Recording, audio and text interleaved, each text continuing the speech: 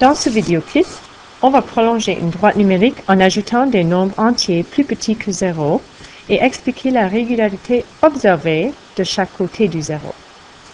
Voici une droite numérique et on voit déjà le 0 au centre. Les nombres à la droite du 0 augmentent par 1. On appelle ces nombres des entiers positifs. Et on représente ces entiers positifs par le signe positif. On dit 1 positif, 2 positif, 3 positif, 4 positif, 5 positif, 6 positif, et ainsi de suite. Il ne faut pas confondre le signe positif avec le signe d'addition où on dit plus. Sur le côté gauche de 0, les nombres diminuent par 1 et on représente ces nombres par un signe négatif. Alors on dit 1 négatif, 2 négatifs, 3 négatifs, 4 négatifs, 5 négatifs, 6 négatifs, et ainsi de suite. Il ne faut pas confondre ce signe négatif avec le signe de soustraction, qu'on dit moins, et on appelle ces nombres négatifs des entiers négatifs. Les entiers négatifs sont les unités opposées des entiers positifs.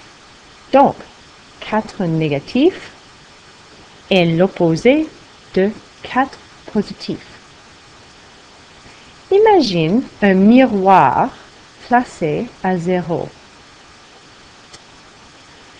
La distance entre 0 et 4 positifs est 1, 2, 3, 4. Il y a une distance de 4 unités. Ceci est la même distance sur le côté inverse, sur le côté gauche du 0. La distance entre 0 et 4 négatifs, qui est l'opposé de 4 positifs, est 1, 2, 3, 4. Il y a une distance de 4 unités de ce côté aussi. Alors, la distance entre 4 négatifs et 4 positifs est le double de la distance entre chaque entier et 0, soit 4 plus 4 ou 8 unités. Voyons avec un autre exemple. Quelle est la distance entre 6 négatifs et 6 positifs? Imaginons ce miroir à 0. On va compter les unités entre 6 négatifs et 0.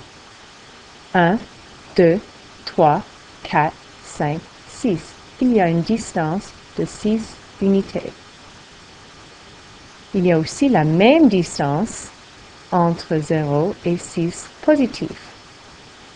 Alors, la distance entre 6 négatifs et 6 positifs est le double de cette distance entre chaque entier et 0, soit 12 unités.